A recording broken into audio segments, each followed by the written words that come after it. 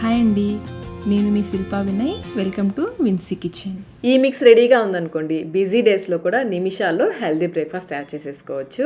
పిల్లలు, పెద్దవాళ్ళు, ఏ వయసు వాళ్ళైనా కానీ హ్యాపీగా తినేయచ్చు. ఇంకా డయాబెటీస్ ఉన్న వాళ్ళు, వెయిట్ లాస్ అవ్వాలనుకున్న వాళ్ళకి కూడా చాలా మంచిది. బయట మనం కొనే కార్న్ఫ్లాక్స్, మూస్లీ వీటికంటే కూడా ఈ మిక్స్ చాలా మంచిదండి హెల్త్కి. ఒకసారి అయితే ఇంట్లో తప్పకుండా ట్రై చేయండి. దీనికోసం ఇక్కడ నేను జొన్న అటుకులు తీసుకున్నాను.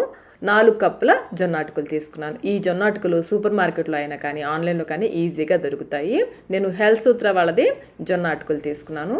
ఇవి వెయిట్లో వచ్చేసి 250 గ్రామ్స్, పావు కిలో జొన్న అటుకులు. కప్ మెజర్మెంట్లు అయితే 4 కప్పుల జొన్న అటుకులు. వీటిని లో మీడియం ఫ్లేమ్లో ఒక 5 నిమిషాల పాటు వేయించుకుంటే సరిపోతుంది. మరీ ఎక్కువసేపు అవసరం లేదు, కలుపుకుంటూ వేయించుకోవాలి. జొన్న అటుకులకు బదులుగా మీరు రాగి అటుకులతో కూడా ఈ రెసిపీని చేసుకోవచ్చు. అయితే థైరాయిడ్ పేషెంట్స్ అయితే రాగి అటుకుల కంటే కూడా జొన్న అటుకులే మంచిది. వేయించుకున్న ఈ అటుకుల్ని పళ్ళెంలోకి పోసేసుకుని పూర్తిగా చల్లారనివ్వాలి. మళ్ళీ స్టవ్ పైన ప్యాన్ పెట్టేసుకుని 1/4 కప్ బాదం పలుకులు వేసుకోవాలి. ఒక్కొక్క బాదం పప్పుని 4 ముక్కలుగా కట్ చేసి వేసేసుకుని వీటిని కూడా కొంచెం తక్కువ ఫ్లేమ్లోనే వేయించుకోవాలి. నట్స్ ఏవైనా కానీ తక్కువ ఫ్లేమ్లోనే వేయించుకోవాలండి. ఫ్లేమ్ ఎక్కువ పెట్టేసి వేయించేసారంటే అందులో ఉన్న న్యూట్రిషన్ వాల్యూస్ పోతాయి. ఎప్పుడు కూడా కొంచెం తక్కువ ఫ్లేమ్లోనే వేయించుకోవాలి. ఈ బాదం పప్పు సగం వరకు వేగిన తర్వాత 1/4 కప్ జీడిపప్పు పలుకులు వేసుకోవాలి. అలాగే 1/4 కప్ వాల్నట్స్ కూడా చిన్న ముక్కలుగా కట్ చేసుకుని 1/4 కప్ వేసుకోవాలి. వీటిని కూడా కొంచెం సేపు వేయించుకోవాలి. బాదం పప్పు వేగడానికి టైం పడుతుంది కాబట్టి ముందు బాదం పప్పు సగం వరకు వేయించేసుకుని అప్పుడు మిగిలిన నట్స్ వేసి వేయించుకోవాలి.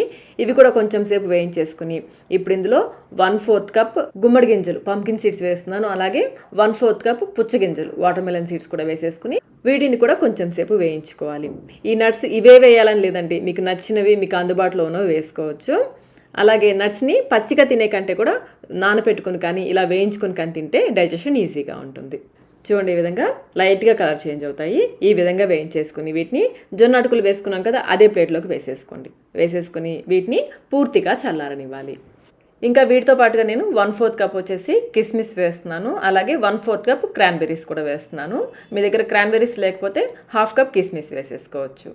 ఎంతో హెల్దీ హోమ్ మేడ్ మూస్లీ అయితే రెడీ అయిపోయింది.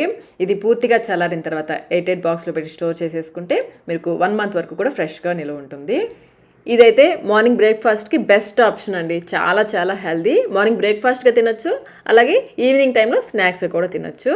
బౌల్లో 1 కప్పు వేడి పాలు పోసేసుకుని మనం తయారు చేసుకున్న మూస్లీ మిక్స్ ఉంది కదా, నట్ మిక్స్, అది 1 కప్పు వేసేసుకోవాలి. ఇందులో మీకు నచ్చిన ఫ్రూట్స్ వేసుకోవచ్చండి. యాపిల్, బనానా, ఇంకా దానిమ్మ గింజలు, మీకు నచ్చిన ఫ్రూట్స్ వేసుకోవచ్చు. స్వీట్నెస్ కోసం పంచదార కానీ, బెల్లం పొడి కానీ, తేనె కానీ వేసుకోవచ్చు. హెల్తీగా తినాలనుకుంటే అసలు ఇవేం వేయొద్దండి, ఉట్టిగానే తినేయండి. నేనైతే వీడియో కోసం మాత్రమే 1 స్పూన్ హనీ వేశాను. నిజానికి ఇంట్లో అయితే ఇవేమీ వేసుకోము. హనీ కానీ, బెల్లం కానీ, పంచదార కానీ ఏమీ వేయము. కిస్మిస్, మనం క్రాన్బెర్రీస్ వేసాం కదా, దాంట్లో స్వీట్నెస్ ఉంటుంది. అలాగే ఫ్రూట్స్ వేస్తాం కదా, ఆ స్వీట్నెస్సే సరిపోతుంది. పాలలో ఈ అటుకులు బాగా కలిసేలాగా కలిపేసుకుని 2-3 నిమిషాల పాటు పక్కన పెట్టేసుకున్నామంటే అటుకులు కొంచెం నానుతాయి.